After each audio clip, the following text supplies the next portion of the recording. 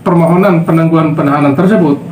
Oleh karena kita tahu mengenai track record daripada Nikita Mirzani yang cenderung tidak kooperatif, dan kita tahu dia juga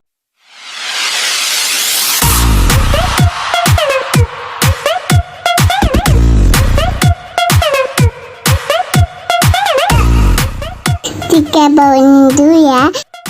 Ada. jadi saya harus Tengah aja di tengah. Kacamata boleh buka, Bang. Kacamata. Kacamata Om katanya. Hah? Mata saya nggak kuat saya. Oh iya, siap. Saya ini. Udah paten ini. Oh, Iya, iya. mantap. Baik, selamat sore rekan-rekan semua. Saya harus mohon maaf dulu karena beberapa hari terakhir saya kurang sehat, jadi banyak teman-teman yang menghubungi dan saya tanggapin. Ini sudah agak lumayan, jadi saya mengundang kembali untuk kita tukar pikiran sore ini. Nah, sore ini kita akan update perkembangan terkait dengan sidang perdana yang telah terjadi hari Senin yang kemarin di Pengadilan Negeri Serang. Tanggapan kami sebagai berikut ya. Jadi kami memandang bahwa jaksa penuntut umum telah membuat sebuah dakwaan yang cermat, teliti, dan mudah dipahami, mengalir kronologisnya dengan baik sejak awal postingan hingga pada pasal-pasal yang disangkakan. Jadi yang didakwakan. Jadi tidak ada alasan yang masuk akal kalau ada yang berpendapat bahwa dakwaan jaksa penuntut umum adalah dakwaan yang tidak jelas dan tidak cermat. Kami sudah membacanya dan berpendapat bahwa sudah tepat dakwaan jaksa, dan kami percaya bahwa jaksa penuntut umum adalah yang bertugas menangani kasus Nikita Mirzani adalah jaksa penuntut umum yang profesional dan sangat menguasai kasus ini, sehingga kami percaya bahwa ini akan dengan mudah dibuktikan oleh jaksa penuntut umum.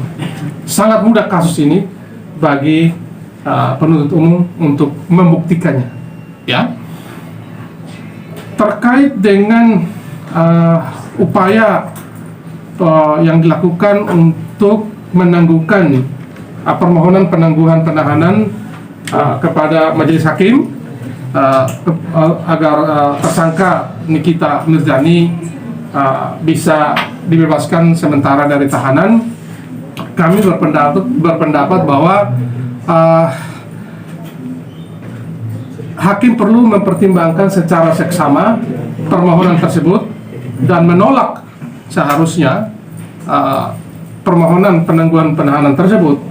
Oleh karena kita tahu mengenai track record daripada Nikita Mirzani yang cenderung tidak kooperatif, dan kita tahu dia juga seorang residivis dan cenderung melawan petugas. Kita lihat waktu ditahan, pihak jaksa penuntut umum pun masih meneriakin, mengeluarkan kata-kata yang tidak pantas kepada pihak jaksa yang akan melakukan penahanan pada saat itu. Sehingga kita berharap bahwa untuk kelancaran persidangan ini, Nikita Mirzani memang sebaiknya tetap ditahan agar proses persidangan berjalan dengan lancar ke depannya. Itu saja update dari saya. Dari Pak Vina, kalau ada silakan ditambahkan. Cukup, kalau ada pertanyaan silakan.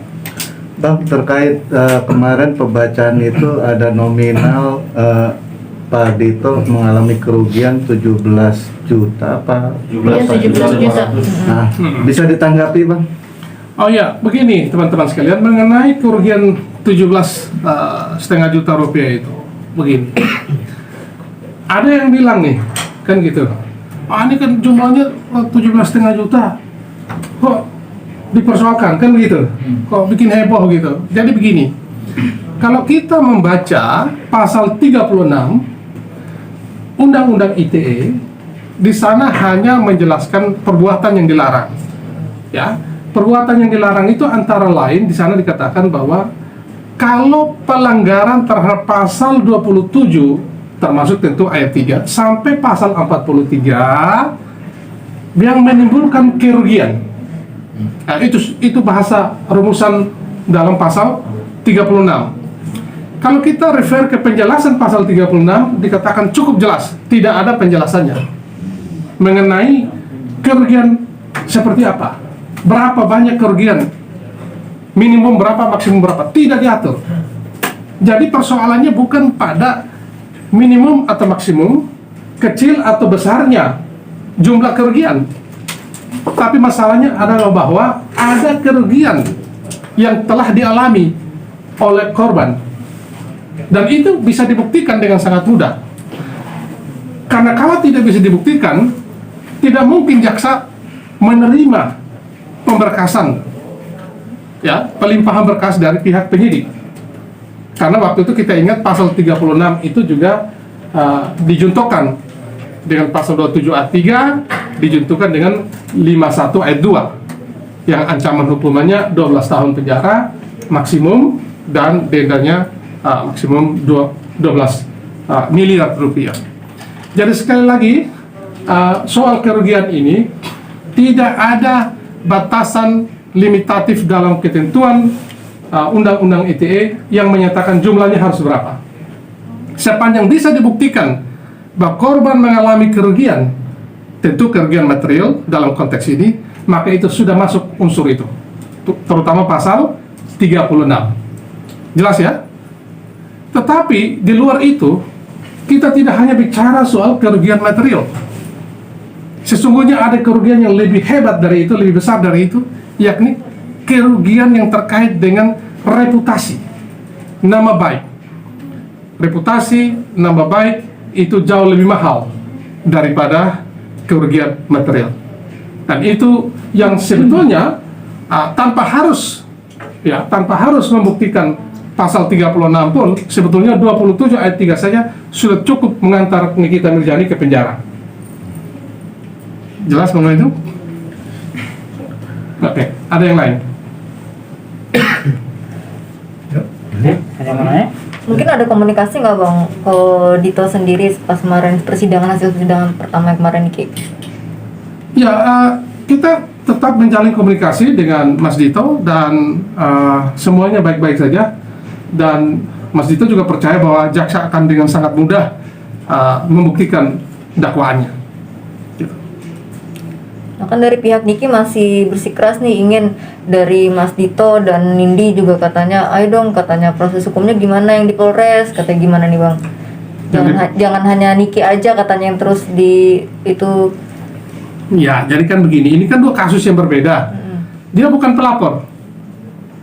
Siapa yang pelapor di kasus Jakarta Selatan? Apakah Nikita? Atau siapa? Kalau ngotot sekali, ada apa? Kan gitu. Ya sudah, menurut saya sekarang ini fokus saja menghadapi perkara yang dijalani saat ini. Ya, lebih baik fokus pada pembelaannya daripada mengurusi atau mencampuri perkara orang lain. Ya. Bang, kemarin dari pihak kuasa hukum kan mengajukan permohonan itu dengan alasan kemanusiaan, terlebih seorang Nikita, seorang ibu, dan dijamin tidak akan menghilangkan barang bukti atau lari dari pengadilan itu sendiri. Menanggapinya gimana, Pak? Jadi permohonan penangguhan penahanan itu hak dari tersangka. Ya, dalam hal ini melalui pengacaranya. Jadi siapa saja boleh. Kewenangan itu sekarang ada pada pihak majelis hakim yang memeriksa dan mengadili perkara ini. Jadi diterima tidaknya sangat bergantung kepada majelis hakim yang sekarang memeriksa dan mengadili perkara ini. Mereka yang akan memutuskan menerima atau menolak permohonan penangguhan penahanan tersebut. Nah, tanggapan kami ya sebaiknya ditolak. Ya, alasan kemanusiaan itu semua orang bisa buat, ya. Tetapi perlu kita kasih tahu bahwa di luar sana, Anda lihat kasusnya Ibu Putri siapa itu? Chandrawati.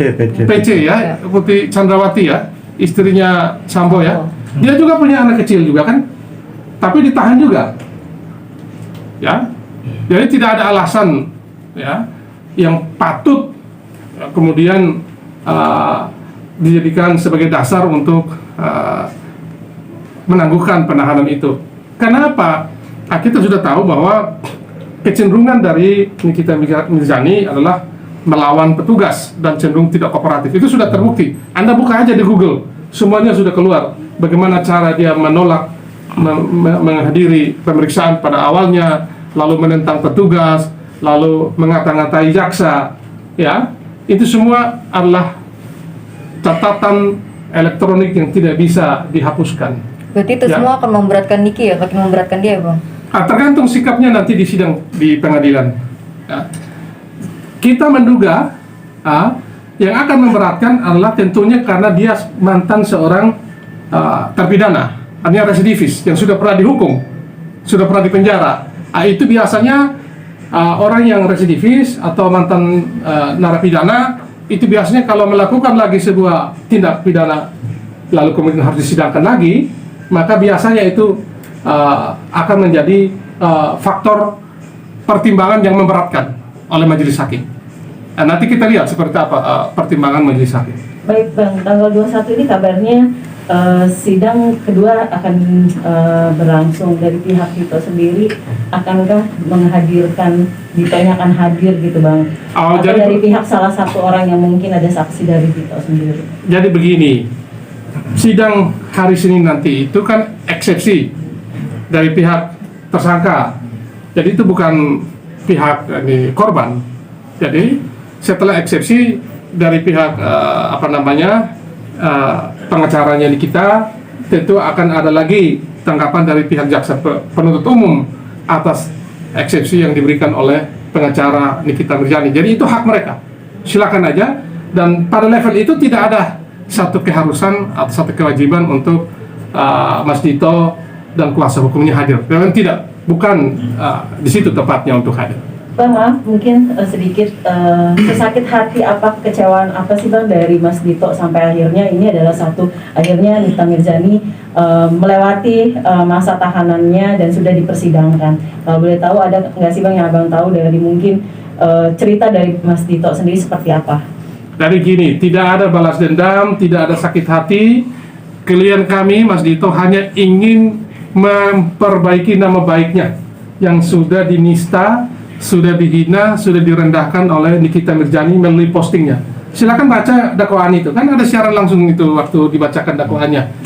Memposting, mengambil foto orang tanpa izin, lalu menaruh kata-kata yang Anda semua sudah tahu, ya, pembohong, penipu, pemberi PHP, kan gitu. Jangan percaya omongan orang ini, banyak ngomong, kan gitu. PHP, penipu. Di situ persoalannya. Okay. Jadi bukan masalah ini hanya sekedar masalah postingan, tidak. Justru postingan itu yang bermasalah. Ya. Justru postingan itu yang menista, justru postingan itu yang merendahkan martabat orang lain. Karena itu dia memenuhi pasal 27 ayat 3. Ya kan begitu. Jadi jangan dibolak-balik logika berpikirnya. Ya, sekali lagi saya tandaskan bahwa tidak ada sakit hati, tidak ada balas dendam, ini proses hukum biasa. Ya, yang memang harus ditempuh oleh siapapun yang melanggar hukum, termasuk Nikita Mirzani. Ya, begitu. Tapi ada dampak sendiri gak sih yang Dito terima gitu akibat postingan tersebut dibilang pembohong, PHP dan sebagainya? Ya, tentu seperti saya katakan nama baiknya yang telah dirusak oleh Nikita Mirzani. Nama baik itu mahal loh. Reputasi bisnis orang, reputasi pribadi orang itu jauh lebih mahal, tidak bisa dinilai dengan uang. Itu yang sekarang diperjuangkan. Supaya apa? Supaya siapapun termasuk Nikita Mirzani lain kali berhati-hati dalam memposting. Itu saja. Jangan seenaknya mencomot, mengambil foto atau gambar orang lain lalu memberi kata-kata yang menghina orang lain. Itu yang melanggar undang-undang dan tidak boleh dilakukan oleh pihak siapapun terhadap pihak manapun. Ya. Oke Bang, balik lagi ke mekanisme sidang. Seumpamanya nanti ketika Mas Dito dibutuhkan keterangannya ke pengadilan, bisa nggak sih untuk hadir? Semua itu tergantung pada jaksa penuntut umum. Ya, kita tidak ada kepentingan untuk menghadirkan Mas Dito di pengadilan. Adalah kepentingan dan tanggung jawab jaksa penuntut umum. Ya, jadi kita serahkan sepenuhnya kepada jaksa penuntut umum. Ya. Bang, mungkin salah satu tujuan dari Mas Dito sendiri adalah salah satunya mungkin ingin membuat efek jerah terhadap Nikita Mirzani atau seperti apa Bang? Karena jauh sebelumnya mereka tuh kenal atau nggak sih Bang? Dalam artian ada nggak Mas Dito itu cerita ke Abang seperti apa? Ya kalau Mas Dito sendiri sih ngomong ke kita tidak pernah melakukan hubungan bisnis, pertemanan, kenal juga enggak, ya sama sekali nggak kenal sih Mbak. Mungkin Mas Dito juga bingung gitu loh, kenapa orang ini tiba-tiba bisa nyerang gitu kan. Terus ada apa, si Nikita bilang Mas Dito apa ngirimin karangan bunga apa katanya kan. Nah itu yang di luar akal sehat, kenal aja enggak kan gitu. Jadi nggak tahu lah, Mas Dito juga nggak paham gitu loh kenapa orang ini bisa menghina menista seperti ini gitu sebelumnya. Gitu Mbak. Bang, klarifikasi aja, sempat pernah waktu itu Nikita Mirzani juga mengatakan banyak orang yang mendatangi dia, preman-preman seperti itu gitu. Sampai kemarin sebelum persidangan juga ada salah satu orang yang juga ingin masuk membesuk ke orang tanpa dikenal pada saat itu. Memang ada seperti apa sih Bang? Benar gak sih Bang ada orang-orang yang mungkin yang ingin pansos bisa dibilang seperti itu atau ikut campur di luar dari kapasitas seorang pengacara dan tim lawyer ataupun dari Mas Dito sendiri? Nah itu Ya, jadi begini ya. bisa jadi aja sih Kita ada tim orang- hukum ataupun timnya Mas Dito tidak pernah melakukan tindakan-tindakan tidak terpuji seperti itu. Jadi kalau ada pihak lain yang melakukan seperti itu, silakan aja ambil langkah hukum yang dianggap perlu, laporkan bila perlu ke pihak kepolisian. Betul. Kita tidak pernah melakukan tindakan-tindakan yang mengarah kepada degradasi martabat orang lain atau menurunkan atau mengancam orang, meneror orang. Tidak, kita tidak punya sikap seperti itu. Nah, kalau ada yang merasa seperti itu, kami pastikan itu bukan pihak dari Mas Dito dan bukan pihak tim lawyer juga. Nah, kalau ada yang mengalami itu, silakan lapor kepada pihak kepolisian. Itu saja.